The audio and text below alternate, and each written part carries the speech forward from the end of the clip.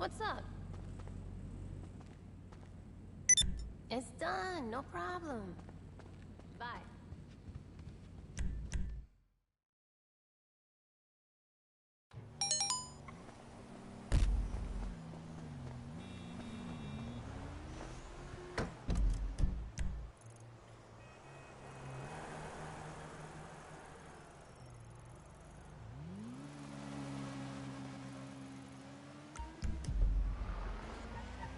No fucking way!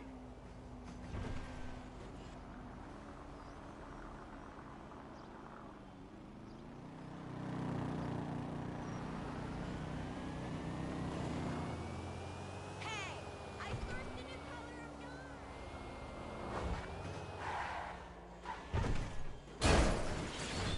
Woo! Not again! Help!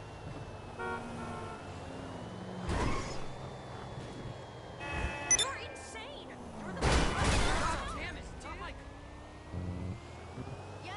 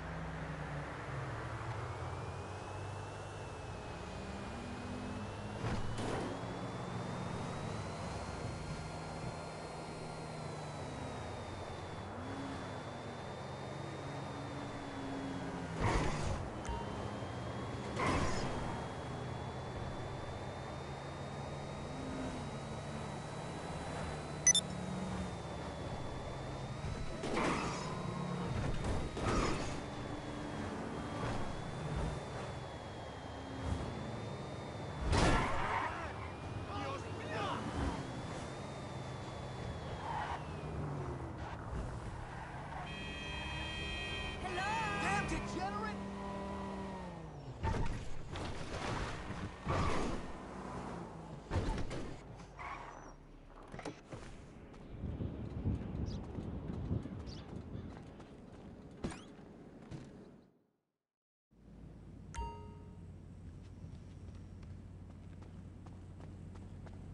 Hey! Sure! Bye!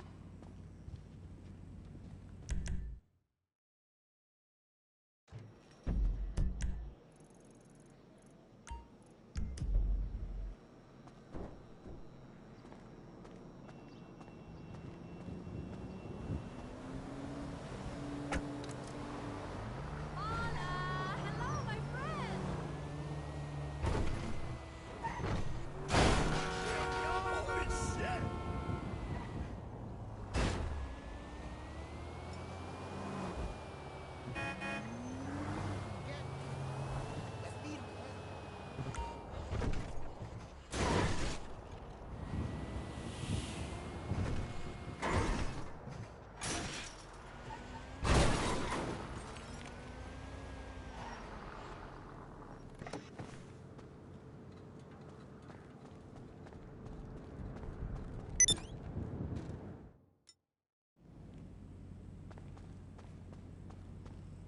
Hey! Sure.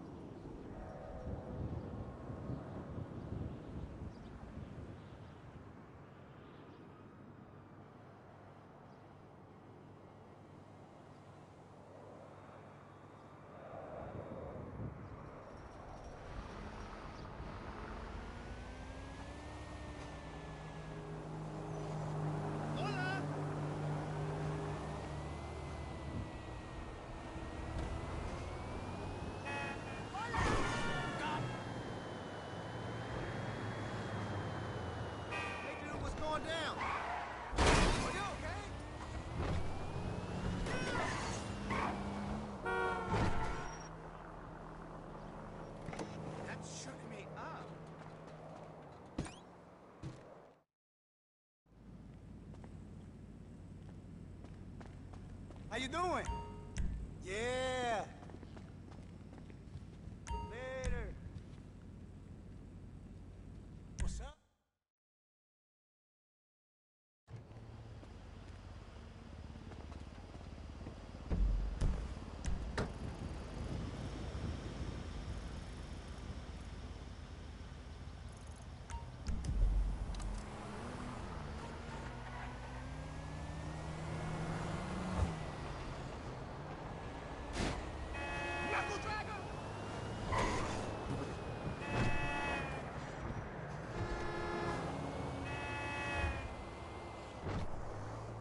Sometime.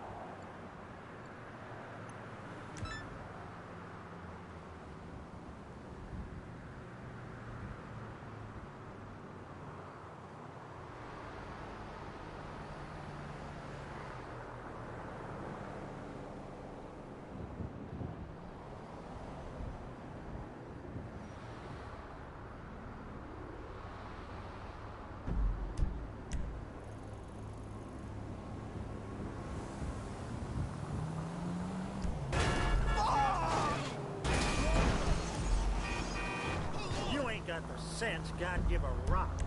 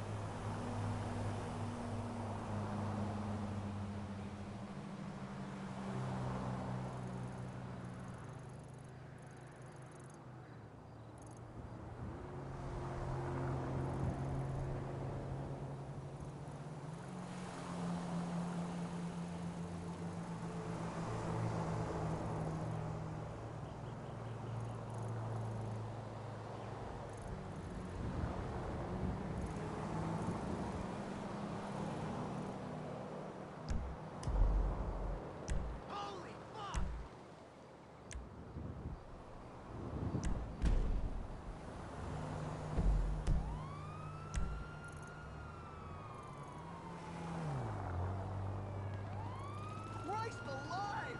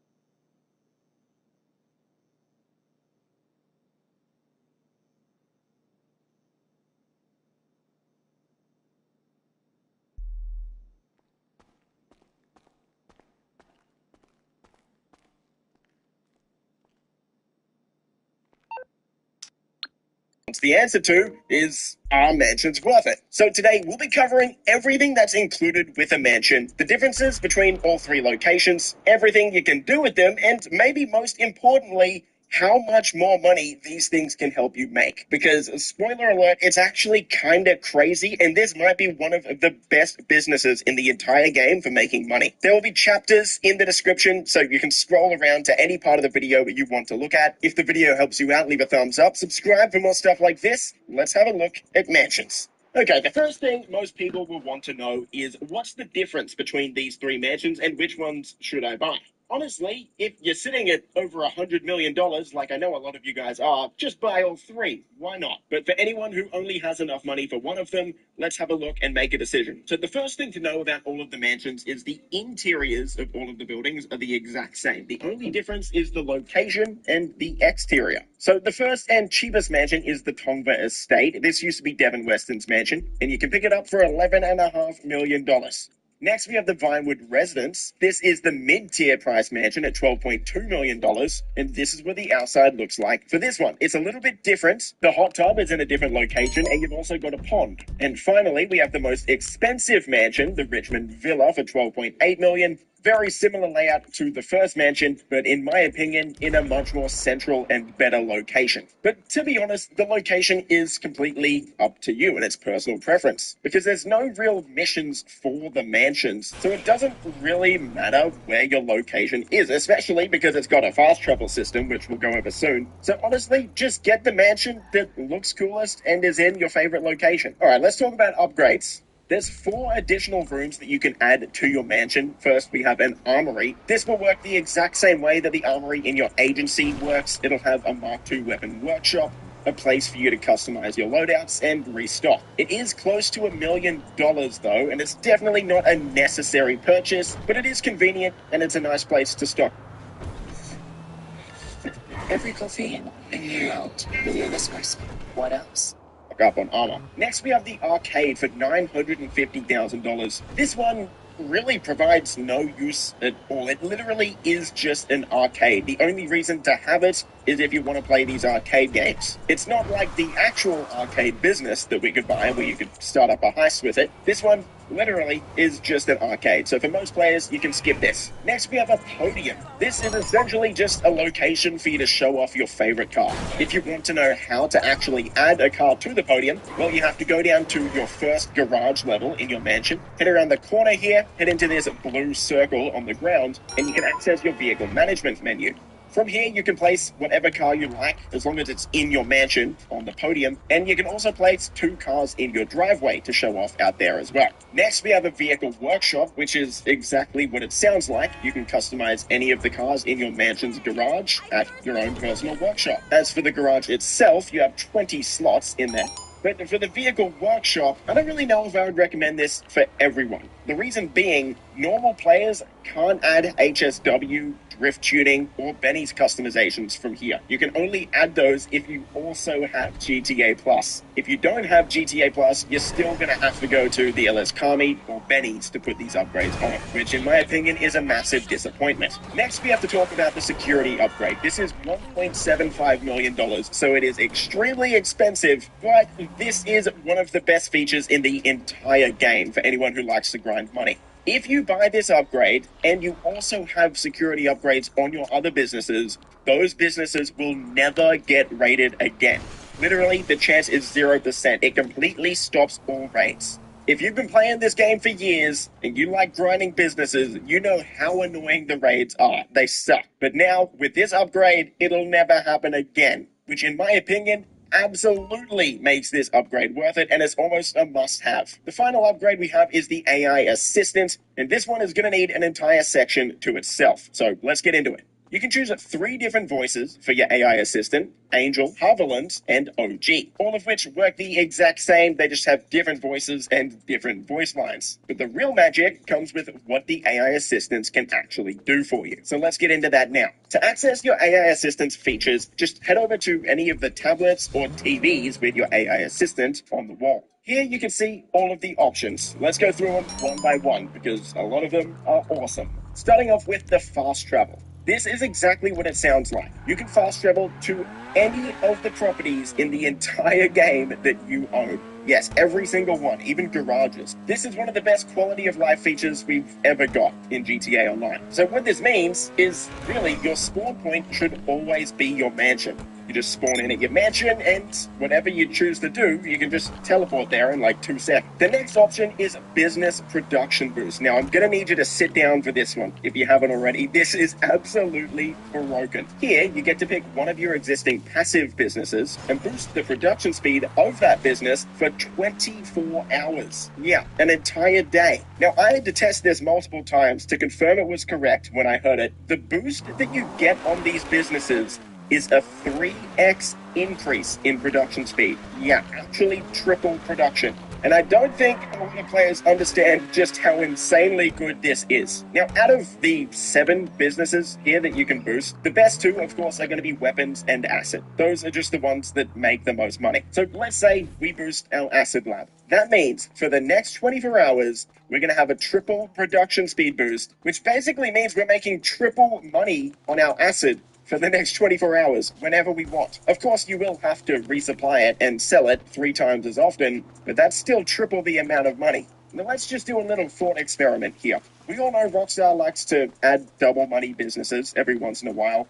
Let's say your acid lab is double money one week. You combine that with this triple production speed increase, 3 times 2, that means you're basically making 6x money on acid for that week. This one feature alone pretty much makes the mansion one of the best, if not the best business in the entire game for making money. I genuinely cannot describe how incredible this is for making cash. Now, combine this business production boost with the fact that you've got a master control terminal also in your mansion and a fast travel system in your mansion. Well, this just makes everything a lot more convenient than it ever has been before. For the rest of your AI features, you can order champagne to be delivered to your kitchen. You can host a party in your mansion's nightclub. And of course, you can choose to exit your mansion either in one of the personal vehicles inside your mansion, a luxury vehicle, or a helicopter. If you open up your interaction menu and click on mansion management, you'll see that we have quite a few options on how to tailor your mansion exactly to your liking.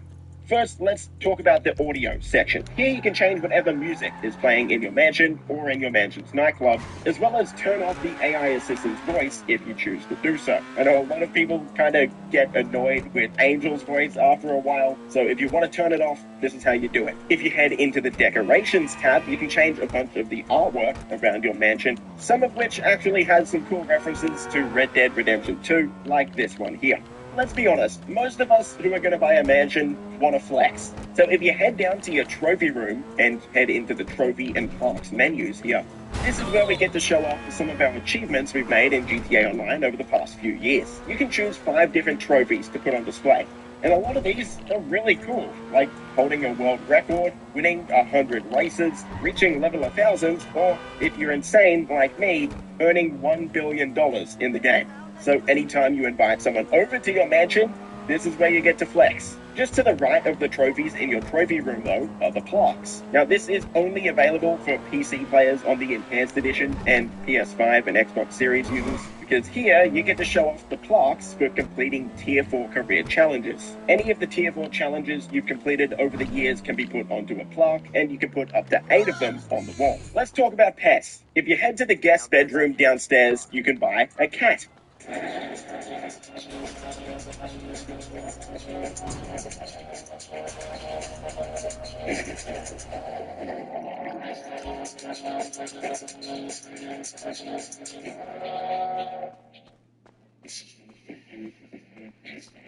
Funders Forum puts on an amazing event. We've been part of every single one. When you look around the room and you see so many brokers and ISOs and funders and more software providers than there's ever been, if you're serious about success in the industry, you have to be at Funders Forum. This is when I get to see the people that I usually just communicate with by email. I get to see them in person, like high fives and hugs. It's basically like family. If you're in this industry in any way, if you're a funder, if you're a broker, if you're a vendor, you should definitely be here. It is a great atmosphere. It's a relaxed but educational show, and it's a great way to just meet all the top players and funders and brokers and everybody in the space. You can learn a ton here. There's so many people all around the business. I think what's incredible is being able to see and hear from the CEOs of some of these incredible organizations and talk about what they're thinking about. It's a fun time to get out of wherever you're from. I live in London, so I will always welcome the warmth of Florida. It's so great to have women in general in the industry. It's a number one place to network, which networking, in my opinion, for our industry is the most important. Without a doubt, if anyone asks me if I want to attend, I will always say yes. I went to the network event last night, the panel. I'm actually going to see Dan Marino speak. Once again, I'm out here networking. If you're not growing your network, people are moving on, people are forgetting who you are. You constantly need to be building on relationships you have and growing additional relationships. And so Funders Forum is necessary to ensure you're continuing to grow your network. There is so much benefit to sponsoring, to being here, and that's why we continue to come every single year. So if you're on the fence, I say give it a shot. One time, come. There's a few different options to choose from. All of them are going to be $15,000, and you can name your cat whatever you want. Same thing goes for a dog. If you go outside, head around the corner, there'll be a dog kennel. And again, there's lots of different dogs to choose from. All of them are going to be $15,000. After that, when you're just wandering around your mansion, you'll find your cat and dog in different locations around the house. And yes, you can pet your dog and cat. Also with the mansion, we have a gym for the first time ever in GTA Online. And yes, it actually does serve a purpose. If you work out here every day, it's going to increase your strength. But if your strength is already maxed, working out each day will give you a temporary strength boost, which, to be honest, isn't really that useful. What is useful, though, is upstairs on the roof. On the roof of your mansion, you can do yoga. And while it might be pretty boring, the benefit is actually really cool. So completing yoga each day will give you a temporary speed boost. And after running around with this speed boost active, yeah, it's actually really noticeable. So I can see a lot of players coming to do yoga every day purely for this boost. One of the more surprising things you can do with your mansion is actually in the mansion's salon. Now in here, you've got your own tattoo artist as well as your own hairdresser to customize your look however you want, of course. But if you head into your spa room inside your mansion and lay down, relaxing will actually decrease your mental state. So if you've been causing chaos in GTA Online lobbies and you want your mental state to come down, you can chill out here. Also, a cool couple extra tips in your salon here. If you walk over here, you can put on a bathrobe. And over in this corner, we have the infamous green juice. A lot of people didn't think it was going to be in the mansion because they couldn't find it, but it's hiding down here in your salon. We've got some extra rooms in your mansions as well, like a cigar room where you can sit down and smoke. This isn't going to provide any benefits, but it is kind of cool. It looks cool at least. And we've got a theater where you can sit down and watch Michael's movie Meltdown. We also have a vault at the bottom of your mansion on the bottom floor in basement 2. And this doesn't really do much. Depending on how much money you actually have in your bank account, this vault will be more full or less full. If you've got no money, it's going to be empty. If you have hundreds of millions of dollars, it's going to be full of cash and gold, like this one. Finally, we have to talk about the new contact in your phone. When you're out and about, you'll have a new contact, and that's your AI assistant. So depending on which one you chose, the name is going to be different. If you call your AI assistant, you can access 3 different services. A limo service, which will bring a driverless limo to you and drive you wherever you want. A luxury vehicle service, which can have a vehicle delivered to you. Or that business production boost that we mentioned before, in case you couldn't be bothered to go back to your mansion to do it. And there you go. That's a mansion. Overall, I think this is by far the coolest property we have in the entire game. But what I didn't expect coming into this DLC was the fact that this was actually going to be one of the best businesses in the entire game to make money as well. I know the mansions are extremely expensive, but for a lot of people that grind this game out, that triple business production speed is going to make you that $12 million back pretty quick. So to sum up, is the mansion worth it? Honestly, I would say yes. Most players nowadays have been playing this game for almost a decade, maybe longer. So most of us don't really need money anymore. And if that's you, absolutely, blow your load on a mansion. But if you do need money, well, yet again, the mansion is a pretty good investment. I know it's expensive, but again, that triple production speed boost is insane, as well as the security upgrade to ensure none of your businesses ever get raided again. Those are 2 massive upgrades that are going to make you and save you a lot of money in the future. So yes, I do think most players should buy a mansion if they can afford it. If this video helped you out, leave a thumbs up, subscribe for more stuff like this. Stay safe.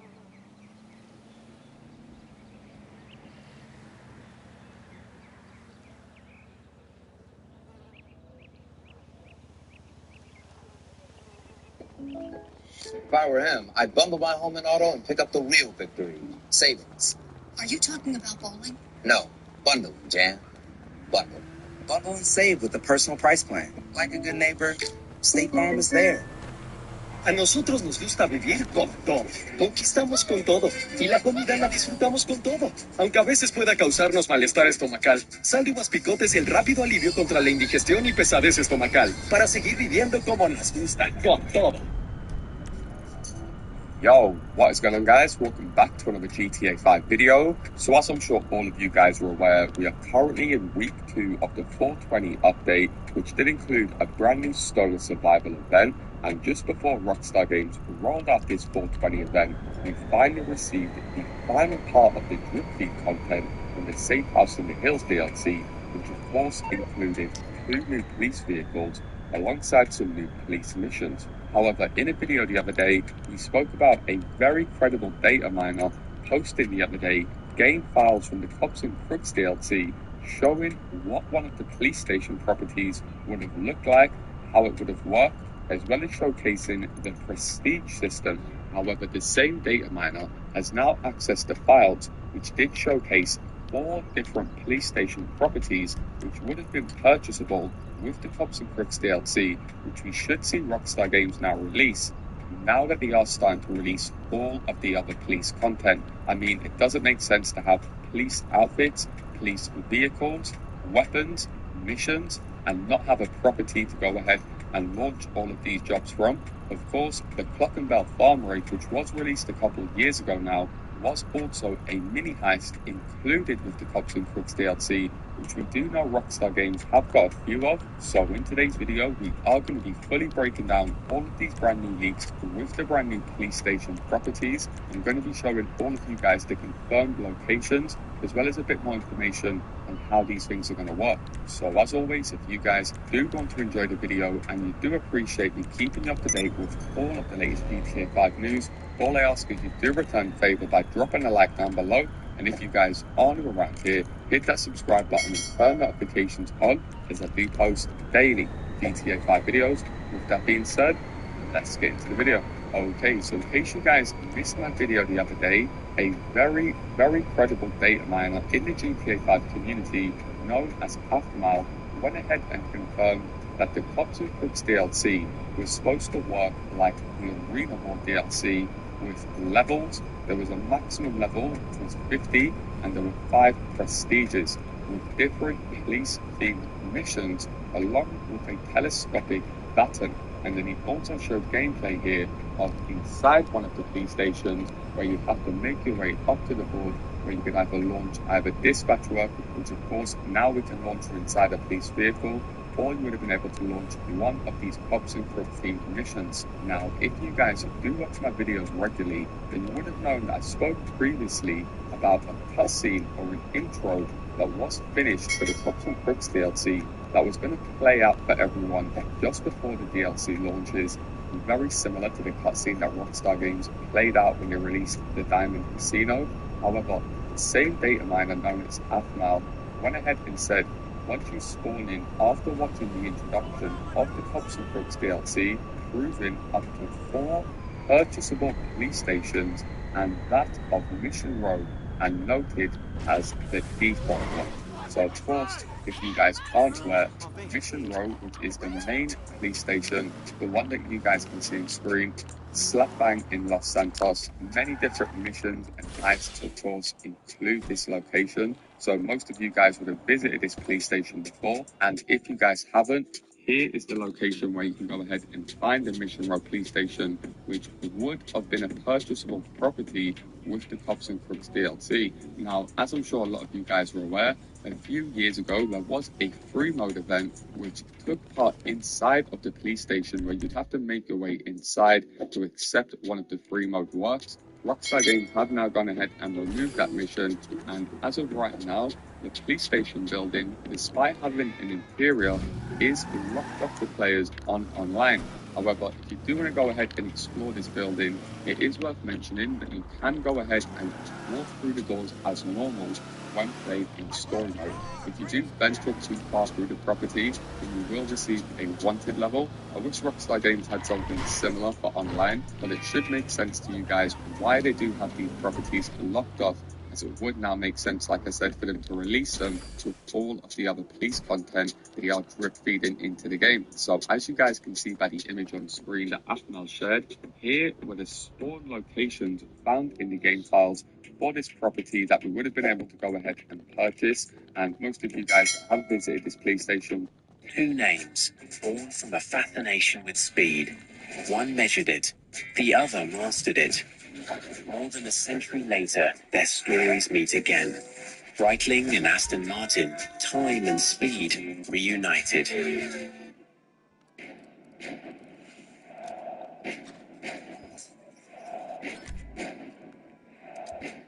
Let's go. Fast. Everything matters. Too slow. All right, let's go 15. Will know already, it's quite interesting because the layout of it would actually make sense for a business we can own. There is a big space around the back which has garage space for our police vehicles. Most of the early properties that Rockstar Games released into the game, the garage doors would open up exactly how you guys could see on screen. But not only that, just taking a look at the size of the building, it's a pretty massive building. So if we was to be able to go ahead and purchase this, it would make sense to include a living quarters here. We could probably also run other businesses like the bounty hunting business from this location. Now, the second purchasable police property that was found in the game files, a lot of you guys may already recognize this building from the image, and of course it is the Sheriff's County Office in Blaine County. Now, if you guys watch my video, then you would know that Rockstar Games also had sheriff outfits that were found in the game files for online.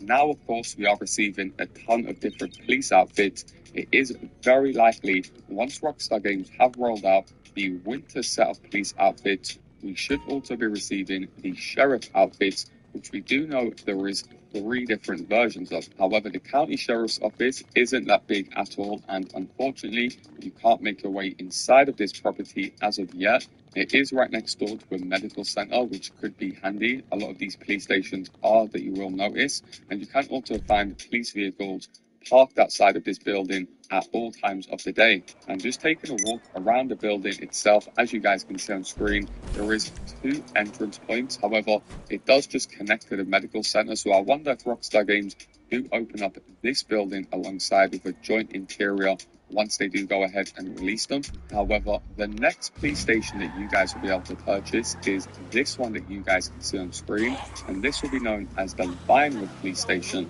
Very obvious location. Driving up towards the casino, you will notice this is also a massive building.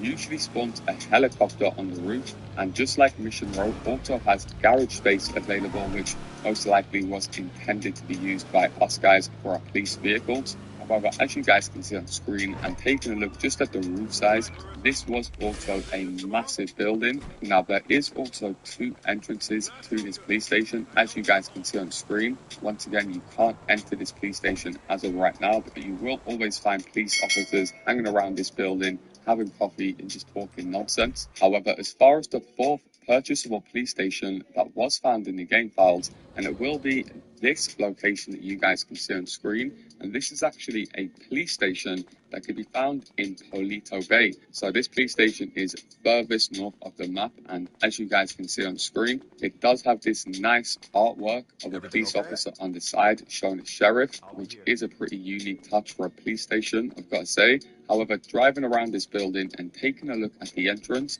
just like the other police stations, you'll always find police vehicles parked over here. However, the Polito Bay Sheriff's Office also comes with a unique feature. You do have this sign over here that reads, "The Polito Bay Sheriff's Office has successfully managed 35 days without a narcotics arrest.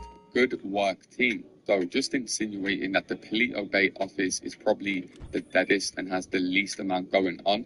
And just like the police station in Blaine County, there is also a medical center directly next door to this police station. I think Rockstar Games intended this on purpose, just in case you guys were playing as a police officer, so you was in like somewhat of a safe zone. As we do know by the other game files found, Rockstar Games really plan to go heavy with this Cops and Crooks DLC, completing over 800 game files found. Like I said, now they are eventually releasing all of the vehicles, weapons, outfits, missions. The police stations really are just the final part of the Cops and Crooks DLC that it's very likely we could see Rockstar Games include with an upcoming DLC. And like I said, I have covered more leaks to do with the cop content that we should be seeing in the game very, very soon. So if you do want a full rundown on all of the upcoming DLC content, I'll leave links to videos down low in the comment section. However, that is going to do it from me, guys. As always, if you do appreciate me keeping up to date with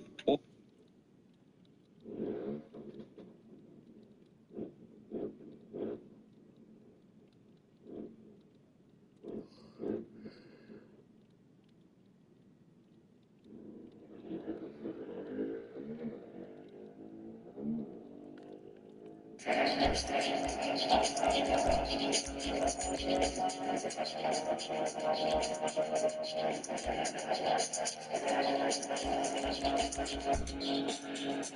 As we head into 2026 for a brand new year of GTA 5 Online, it is important to understand just how far this game has come in terms of money making. Back in the day, all we had were contact missions or VIP work, but now there are so many heists, businesses, and passive grinds that it's virtually impossible to fit everything into one single gameplay session.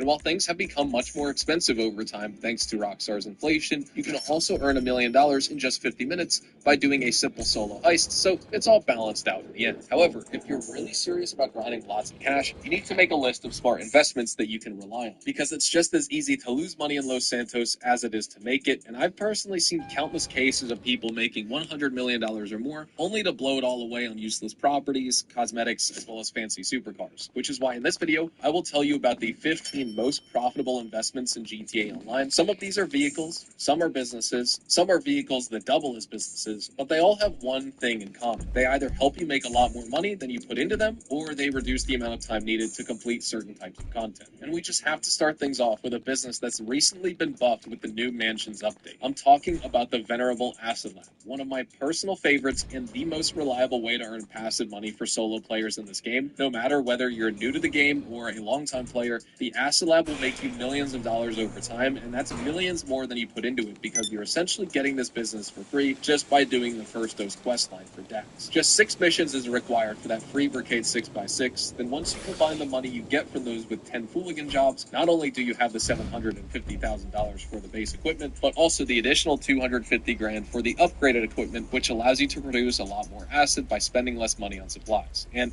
the equipment upgrade also boosts your acid production rate, allowing you to pump out a full bar of product in just 4 hours, which is worth $351,000 if you assign a name to your acid product from the interaction menu. But wait, it gets even better, because the Acid Lab comes with a built-in speed boost, which cranks the production rate up temporarily, so you can have a full bar of stock in as little as 3 hours instead of 4. And then you can stack this with a Mansion Business production boost, which is like bolting rocket boosters on a race car. You go from 3 hours down to just 45 minutes, and every subsequent batch after that takes just 1 hour and 20 minutes, even after your Acid Lab's default production boost has expired. And this goes on for the entire day, so in a single play session, you can generate over $700,000 just by selling acid. And if you want to be really efficient with your time, what you should do is time your acid sales with the bunker, which is super easy if you use the master control terminal in your mansion or even your terabyte. Now, as you spawn in, head to your office, purchase a single bunker resupply for $75,000.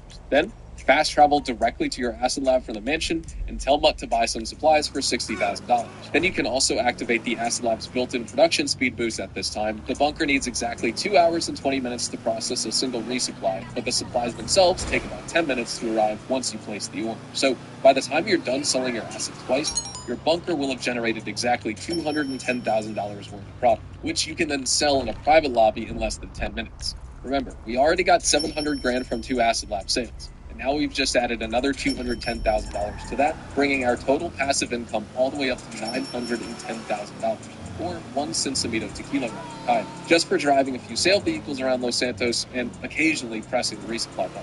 And when your mansion production speed boost goes on cooldown, because you can't boost the Acid Lab 2 days in a row, just switch to boosting your bunker instead. This will take the production time from 2 hours and 20 minutes for a single resupply down to just 46 minutes, which means you can sell your bunker 3 times while your Acid Lab is filling up in the background. And that's worth $980,000 when you combine it with the Acid Lab. And what's cool is that you're only getting 1 vehicle in each sale case. And while we're on the subject of passive money grinds, we definitely cannot leave out the nightclub, which is the easiest way to make passive money in the entire game. All you have to do is pop in occasionally to book a new DJ and maintain your popularity level at $5. And this ensures that you'll always receive the full $50,000 in your office safe every single day. The nightclub also has a warehouse section where you can assign up to 5 technicians to different businesses, and if you want to make the most money, you should assign them to the bunker, special cargo warehouse, the Coca-Cola lockup, the math lab, as well as the counterfeit cash factory. Bunker, special...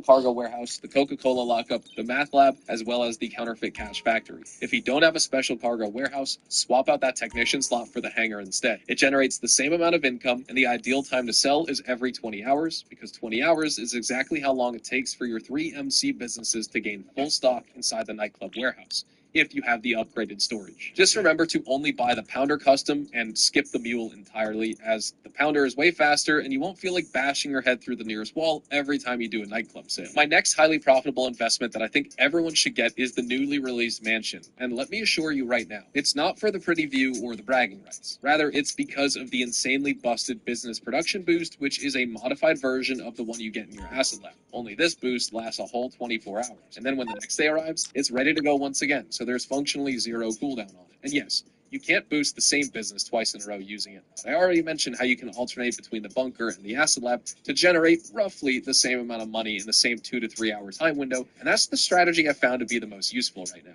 Although if Rockstar ever puts one of the MC businesses on 2x money, you can also choose to boost those as well if you want, even though the sell missions are insanely boring and still, honestly, not worth the time. Another thing that Mansion does for you is give you the most advanced fast travel in the game, as well as a super underrated security upgrade that completely removes raids from all of your businesses if you also have that individual security upgrade purchased for that specific business. However, I must also put a disclaimer in here. If you're a new player and you don't have your essential businesses, do not buy a Mansion just yet. Instead, wait a bit, save up your money, and buy your core properties like the agency, the salvage yard, the garment factory, Kazatka, etc. first, then invest in a Mansion afterwards. This is something you get as a force multiplier for your other businesses, not as a replacement. Because by itself, the Mansion generates you zero money. You need to own some good businesses first so that the Mansion can make them even better than they already are. And A nosotros nos gusta vivir con todo. Bailamos con todo y la comida la disfrutamos con todo. Aunque a veces pueda causarnos malestar estomacal, Sal de Uvas Picote es el rápido alivio contra la indigestión y pesadez estomacal para seguir viviendo como nos gusta, con todo.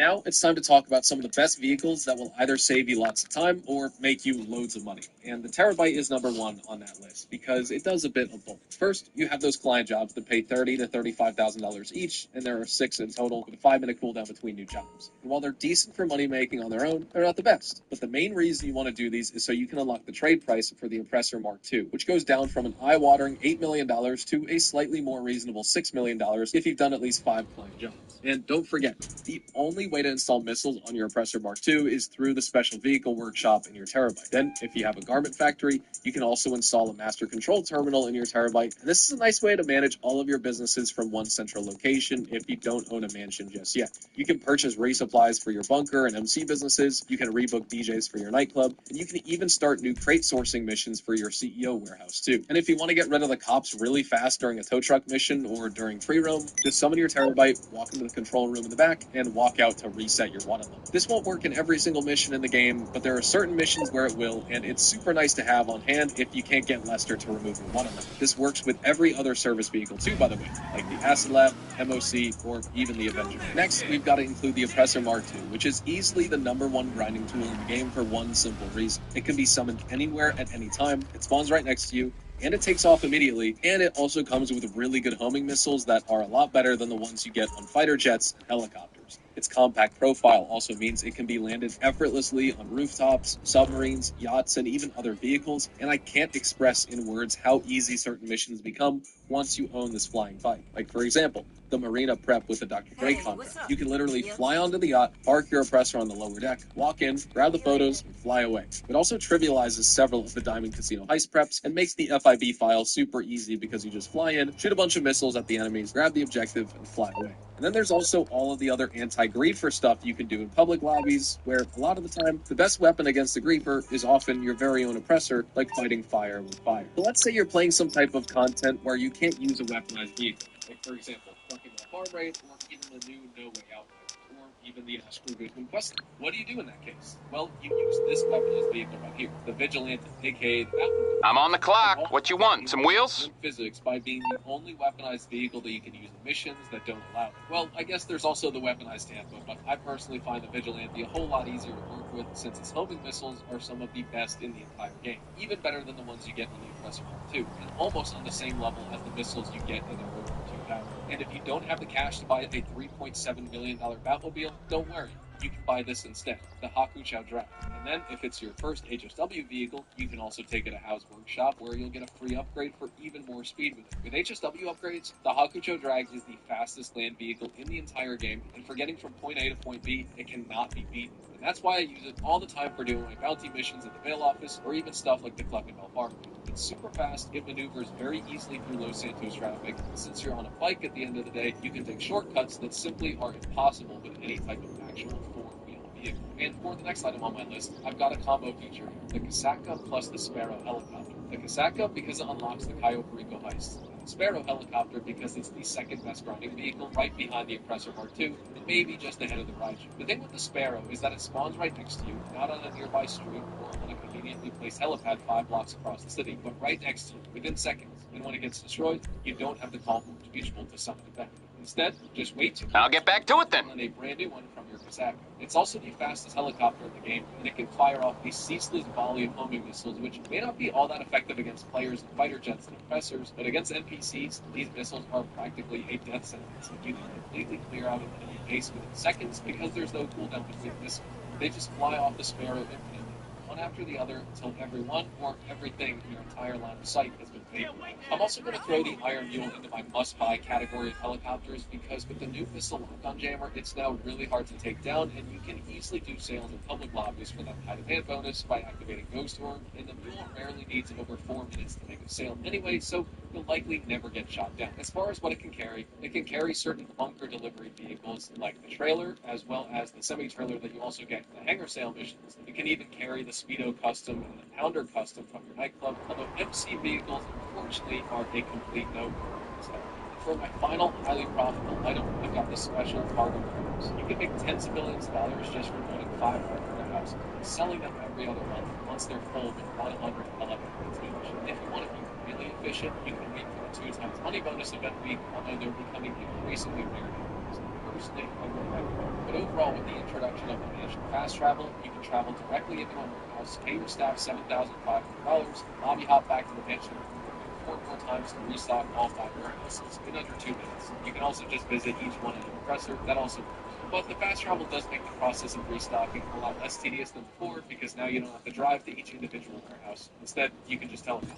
Remember, if you have GTA Plus, you don't even need to do that, because with the new Vinewood app, you can dispatch your warehouse text from the app menu itself. But ladies and gentlemen, that is all I have for this video, and a few honorable mentions I'd like to recommend here right at the end are going to be the Garment Factory with its FIB files, the Salvage Yard with its tow truck for passive income, as well as the Agent Factory with its video, and a few honorable mentions I'd like to recommend here right at the end are going to be the Garment Factory with its FIB files, the Salvage for if you have GTA Plus, you don't even need to do that, because with the new Vinewood app, you can dispatch your warehouse text from the app menu itself. But ladies and gentlemen, that is all I have for this video, and a few honorable mentions I'd like to recommend here right at the end are going to be the Garment Factory with its FIB files, the Salvage Yard with its tow truck for passive income, as well as the Agency with its Dr. Dre heist and contract, as well as numerous quality of life upgrades such as Imani Tech and the Mark II Armory, but I feel like those are a little bit more obvious, on the nose, and self-explanatory as well, as I made videos on all those separately. But thank you guys so much for watching. Don't forget to drop a like on this video, explanatory as well, as I made videos on all those separately. But thank you guys so much for watching. Don't forget to drop a like on this video if you found it informative. Subscribe to the channel.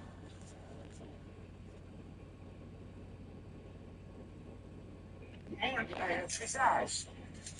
visage. More calva. Testes. These templates.